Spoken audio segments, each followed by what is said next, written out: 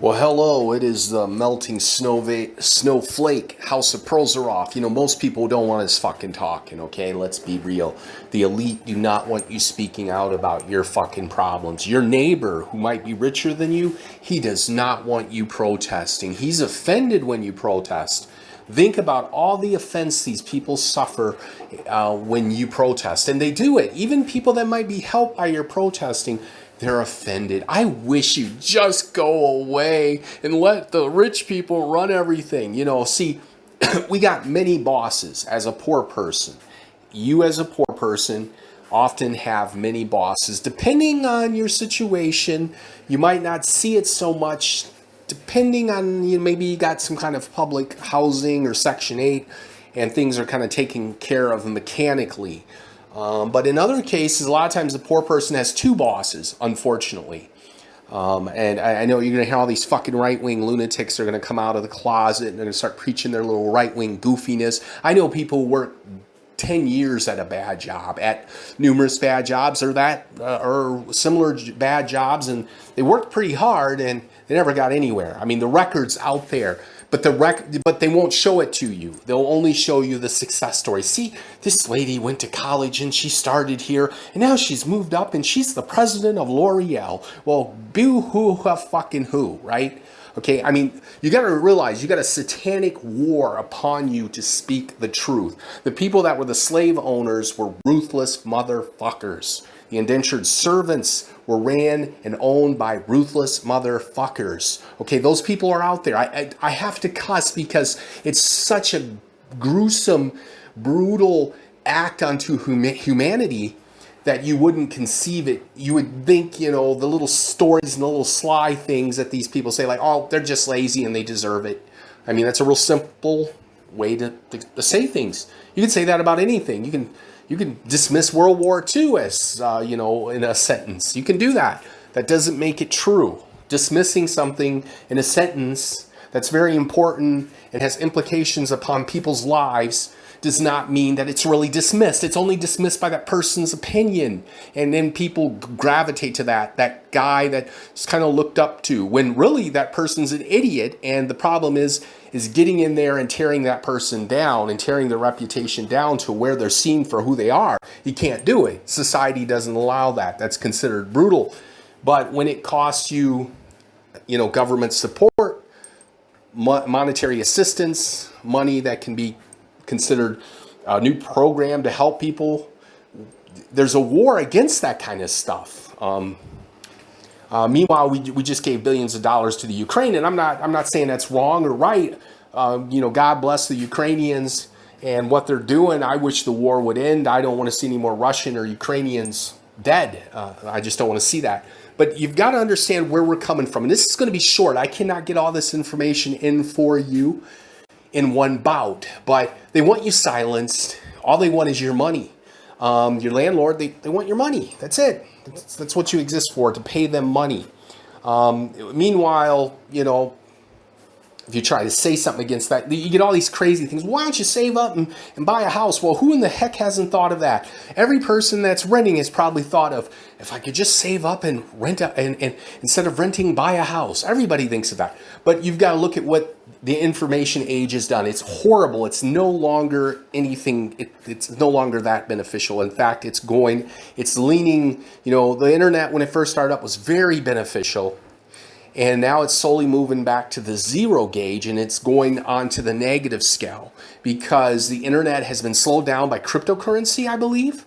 An overload of people on it, which is a good thing, but the wrong people are on it. Everybody's getting on there because they think it's all about money. The internet, when I was on there, I spent, it was 96 through 2005. You're reading articles and meeting people online, and it wasn't about money. Then in comes the .com boys, the second wave of that. In comes everything is going to be an internet service from real estate. We're going to optimize all the systems so it's perfectly optimized. The perfect price is set out there. Using the rich people's tools, the information and the data and the networks and their software as a service, use that to set the standard.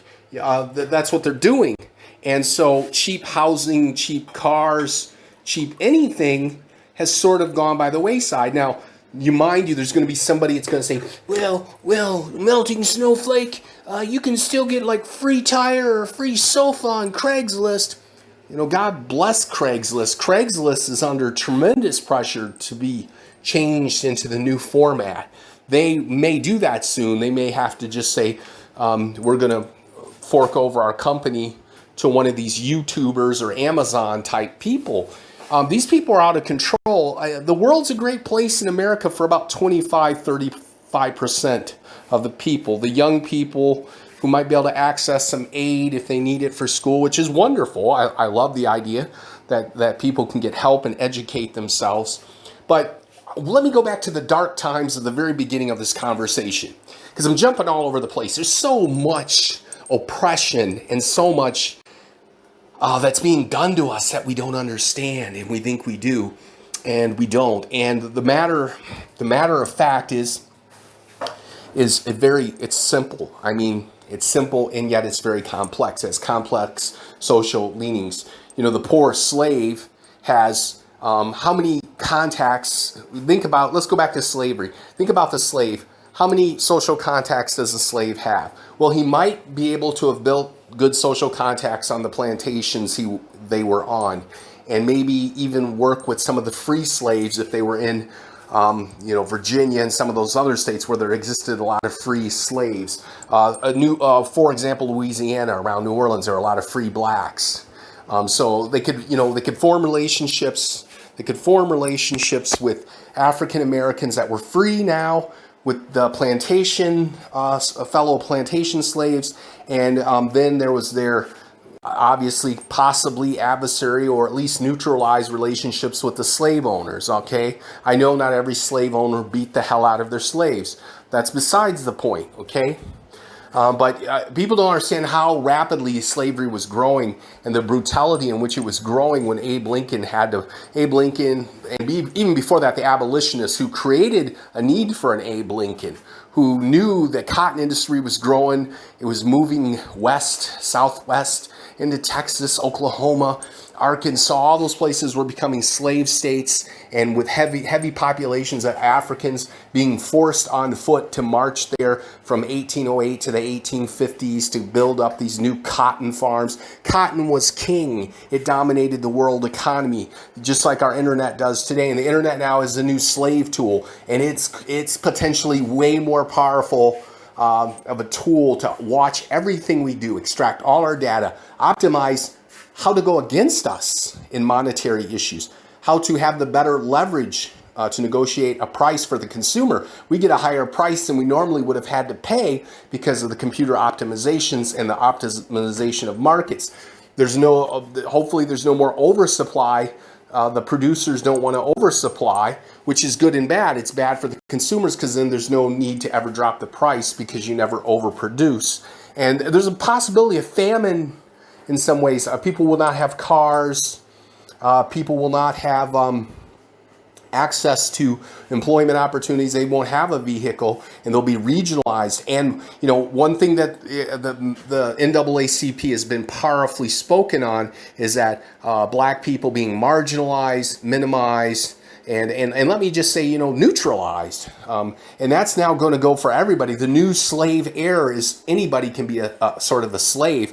Blacks have been in it for hundreds of years. In white indentured servants, some of them have been in it for years, and their family's still poor. A lot of people say, well, that's just because they didn't take the opportunities that were in front of them. That's easy to say when you don't have disposable capital, because it takes money to make money. To make moves, to do things, to get help, you need money to make money. That's just the bottom line. And so I've got to end this because this could go on forever. If you don't get me, I'm a big joke to you because you're like retarded. You have not read things. You don't know much about history, and you have decided that, slavery, just get over it. But the same things that created slavery are at work today, and they're different. They're not like beating you with a whip. You're not getting the hell but there's optimization of work, infinite debt that's never, people after 7 years are supposed to be forgiven their debt. you know, 7 years go by, you can't pay your student loan debt off, it should be forgiven. I mean, those are the old rules. Somehow now they don't apply in this new era where it's so easy to make money. Oh, give me a break. Melting snowflake is said enough. I hope I'm wakening some minds up, because this isn't about communism. This isn't about socialism. This isn't about capitalism. This is about who fucking runs things, okay? That's really what this is about. This is about what is the system right now. Take care.